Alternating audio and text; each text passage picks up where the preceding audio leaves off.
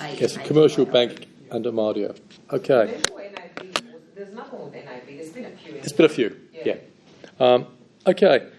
Now, we also, talking about this, recognise compliance with Acts of Parliament, e.g. particular acts which you've all recognised, which is the Land and Business Sale and Conveyancing Act, the Conveyancers Act, the Real Property Act. And we also talked on the board about vicarious liability, okay, where a party may be responsible for the acts of another due to the nature of the relationship, e.g. employer and employee. And I just want you to have a quick look at the Civil Liability Act there, section 59 on this. Okay, so if you can just have a quick read of section 59, and then I'll go through it very quickly with you.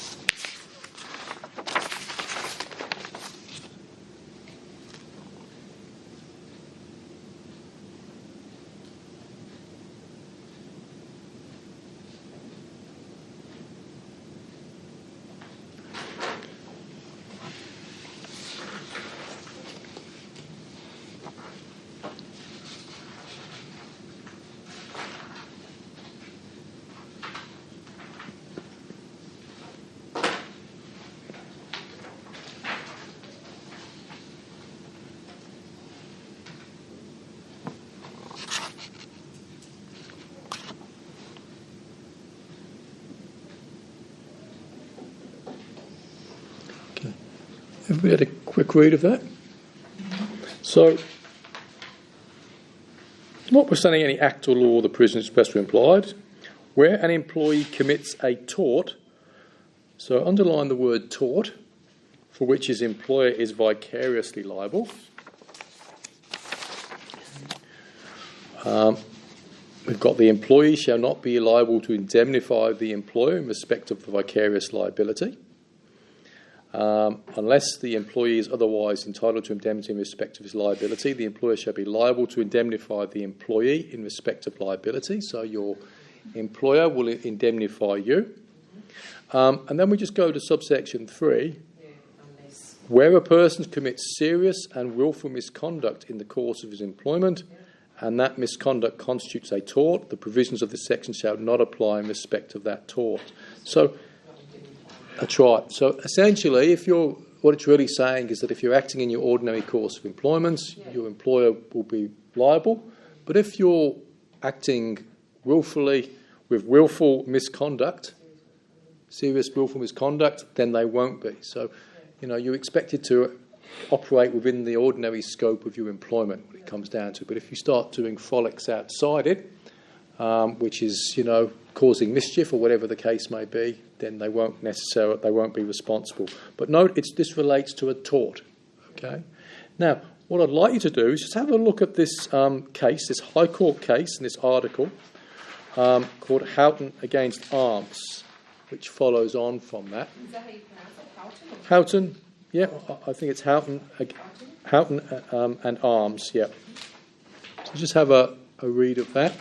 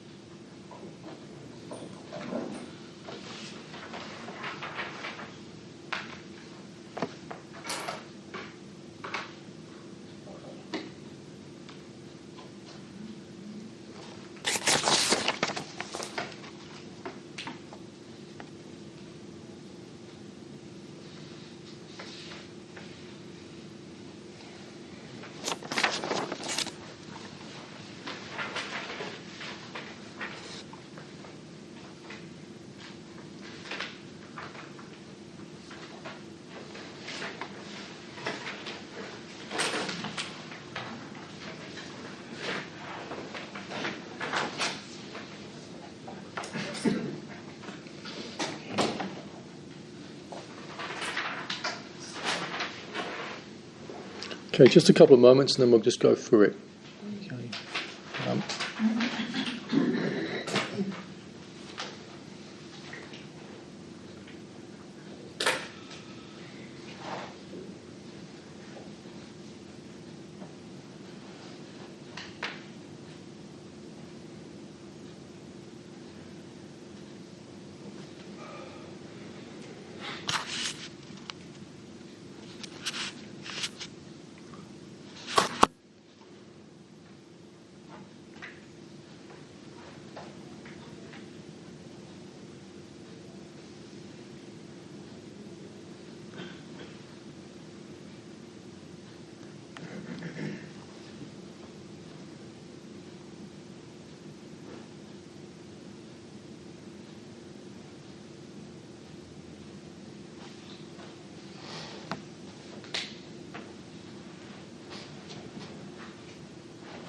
Was there a tonight's festivity sheet handed out?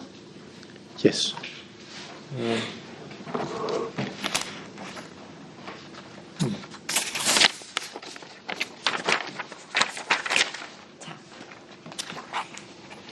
Okay. So.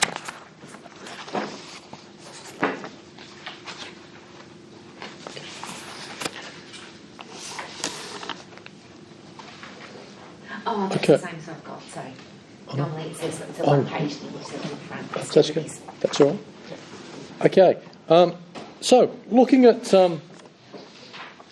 this case, which went to the High Court now, you'll see we've got two employees who are employed by WSA Online, and they're engaged by Mr. Arms to develop a business strategy. Okay. And there were some false and misleading representations to Mr. Arms, which resulted in damages calculated by the court at $58,000 being incurred by Mr. Arms, the client. Now, you'll see here the company, WSA, were under a deed of company arrangement with creditors, which basically meant they were essentially one step from becoming insolvent, and they're trying to negotiate to pay some of their debts by a deed to try and save the company, essentially. But what it really meant for Mr. Arms was that if he was going to sue, that clearly the company wasn't going to be able to pay its debts, and so because the company wasn't able to pay its debts, he then looked at bringing action against the two employees. Okay, and they tried to argue initially that it wasn't in trade or commerce, and the court said, well, no, that's not the case.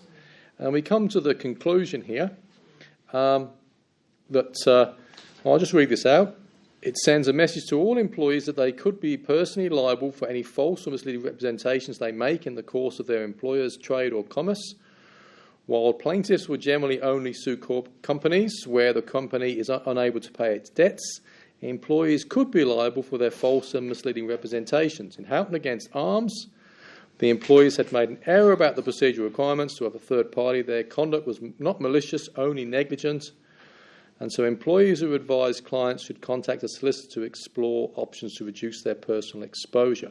So just coming back now, if we look at Section 59 of the Civil Liability Act, well, that's giving employees some protection to say if it's a tort, then the employer is going to be vicariously liable. But when it comes to Section 18 and misleading and deceptive conduct, employees such as you and I, we could be in trouble here. Okay. Usually, as it says there, if we're going to get sued, the company will usually be sued. Our employer will usually be sued because it's the employer who generally has got the what? Money. The money. Thank you. So they're always going to look to the employer, the company, because they've got the money. But if they can't sue them, quite often in this situation, because they're probably insolvent, they could look to us. So we just have to be very careful. Now, I just want you to just give a few things, some advice here. Okay. Number one, I'll get you to write this down. Okay, may as well. So, don't advise outside your area of expertise. Simple. Right? Don't advise outside your area of expertise. Okay.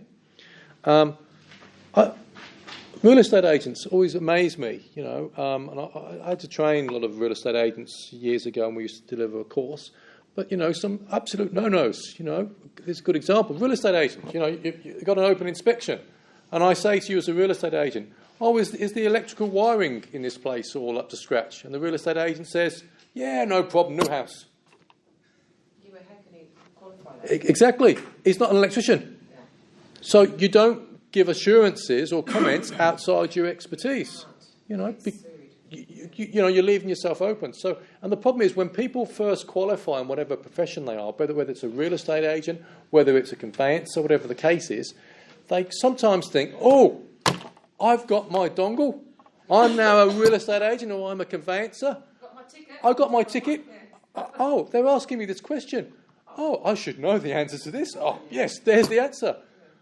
Because they've got the inexperience and they think they need to answer. No, they don't. No, you don't. You refer them to appropriate. Thank you. Yeah. If it's outside your expertise, you refer them to the appropriate person. Okay, whether that's a taxation specialist, an accountant, etc. Whether refer to the council. You've got a zoning inquiry. Look, you need to check with your local council. You refer them to the appropriate person. You don't answer outside your expertise. And what you can always do if you're unsure is say, look, I don't know the answer to this. I'll just check with my colleagues if that's an area that we may Be able to assist you. be able to assist you on. Yeah. Simple as that. It's not rocket science. So don't advise outside your area of expertise or confirm, validate information you are not personally sure is correct. Okay? So Never assume. that's it. Don't confirm, validate information you are not personally sure is correct. And the third one is refer people you deal with to the relevant professional in that area.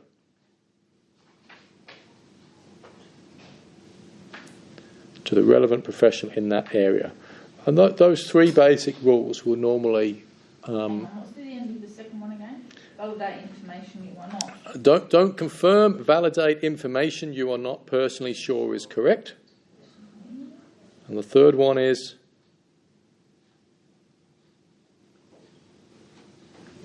refer people you deal with to the relevant professional in that area. Could be a counsel, could be an accountant, could be a solicitor. It's like solicitors can't give financial advice, and clients you can. And you say, no, you have to speak to An accountant or a financial planner. Exactly. But they just assume that you can give them advice. That's right, because people we deal with in the public, quite often they don't know any better. They think... That's right. They just think, oh, you know everything. But you say, no, I'm Yes. sorry, I'm not qualified to give that advice. That's right. You just speak to... Exactly, and you'll also find clients may do that because they think it's going to save them some money. Oh, yeah, of course. Oh, yes. Oh, I don't want to pay that extra person when you're here. Yeah. What am I paying you for, buddy? Yeah, I'm paying you Right? so I'm much paying you now. so much money. You should be able to answer this. Yeah, yeah. What am I paying you for? Yeah. No, you don't put into pressure. You refer them to the appropriate professional. Just Okay. explain yourself. Now,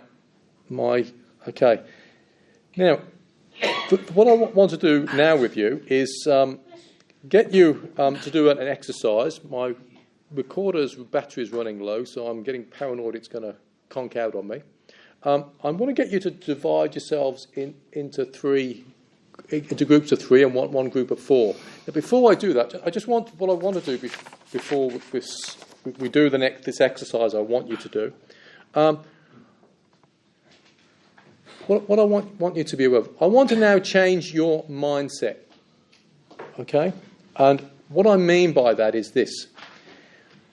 When you do lots of courses and you're going to be taking on clients, you'll quite often find people will drum into you, yep, and quite rightly, you've got to do the best thing for your client, you've got certain duties, and you've got to do the best thing for your client, and you look out for your clients, and so on and so forth. Absolutely, you've got to do all of that.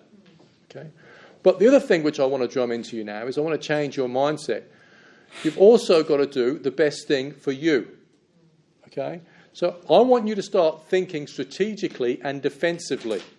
Okay? How do I protect myself?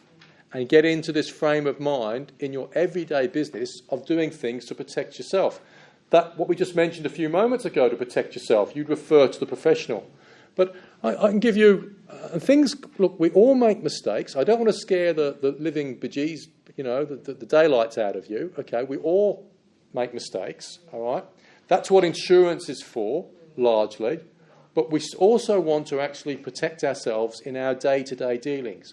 I'll give you an example. I don't know if I mentioned this one to you before, but I think it's quite a useful example. I remember years ago, I was training a real estate class with would-be real estate agents. And there was an older gentleman in the class, very nice man, and he seemed quite capable. He was 20 years older than most of the other people in the class. And he was out working as a salesperson, basically selling properties. Okay. Now, what happened was this. He signed somebody up to buy a property. Okay, the contract, just like you did in your exam, he signed them up, and 2 days later, he gets a phone call from the purchaser to say, "Look, I'm just ringing you to let you know I'm not going to be going through with the deal. I'm calling off, and I'll just to let you know because I didn't want to, etc., etc." So he rings up the purchaser. The purchaser rings him up and says he's calling off. Now, so because he was very keen agent, he's doing his duty, and he gets on the phone to other interested people and who were interested in the property, and he signs them up. He signs them up that day. He didn't have written notice, though, did he? He didn't. He didn't wait for that calling off notice to be received. Okay. Yeah. He just assumed it's coming. Assumed because of what this guy's taken the time to actually ring me up on the telephone to tell me that he's going to call off, and he signs another contract, and then you know what happens. The purchaser who rang him up thinks twice and says, "I actually want that property now. I do want that property now. Oh, yeah, I do. And he's rightly entitled to it. I'm not going to call off after all." So suddenly, this land agent, he's got another purchaser signing a contract for the same property. Do you see what I mean? Yeah. Now, as soon as this happened, and this is the key, all right? In the office, you know what happens next, don't you? You know, like that musical chairs where there's two chairs sitting, and everybody's going to sit on the chair. Suddenly, support from his boss? No. Something hits the fan, and essentially, it's all pointing at him. Okay, he's stuffed up, but his supervisor, the agent, wasn't checking, wasn't checking on what he was doing, wasn't engaging with him. Okay, so he was actually not a qualified. He was a salesperson, but he could enter into contracts. He could, but he wasn't like. He wasn't an agent as such, but he was a salesperson. Supervisors above him that should have checked his work. Well, essentially, if it was my business, I would. Another good thing about risk, you want to create what I call, a collegiate attitude. You want to have an office where everybody feels comfortable to go up to a colleague who's got more experience and say, what do I do here? But the problem is, many people feel they don't want to do that because they think they're going to look stupid. He'll think I'm stupid, or she'll think I'm stupid. I don't want to look that way. And you get this. I call it a negative work situation. Whereas a positive is you can share, you can discuss, you can go up to somebody in your work, and you've got this collegiate attitude where you help each other.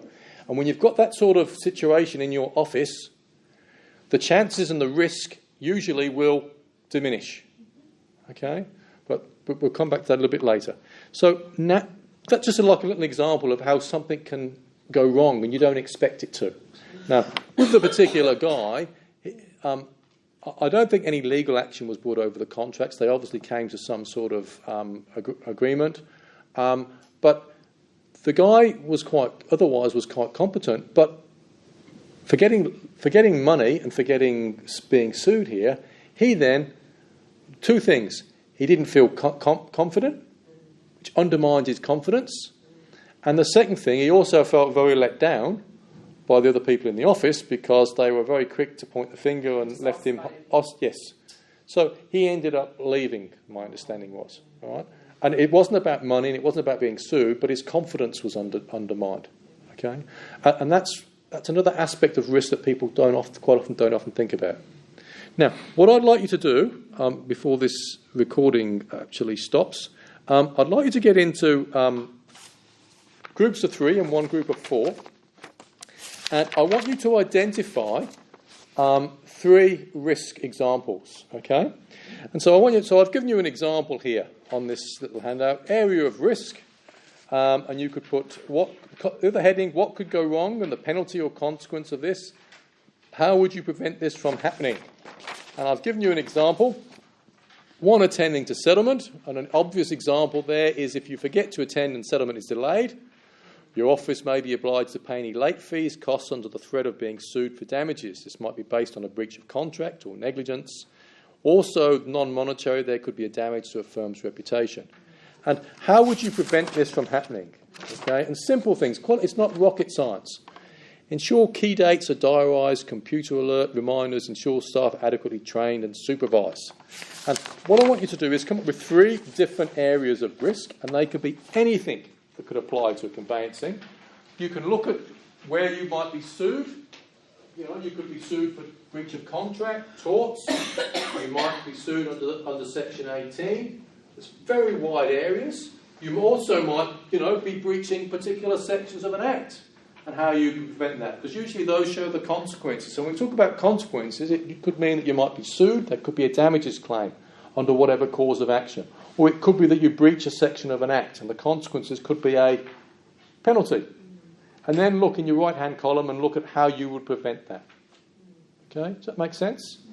So I want you to, in the 3 groups, if you could identify, just work together and put 3 risk examples, okay, and put them under those columns which we've got in the handout. Okay, so if you'd like to do that now, distance students, I want you to do exactly the same, even if you're on your own, to try and identify 3 risks and see how we go. Okay.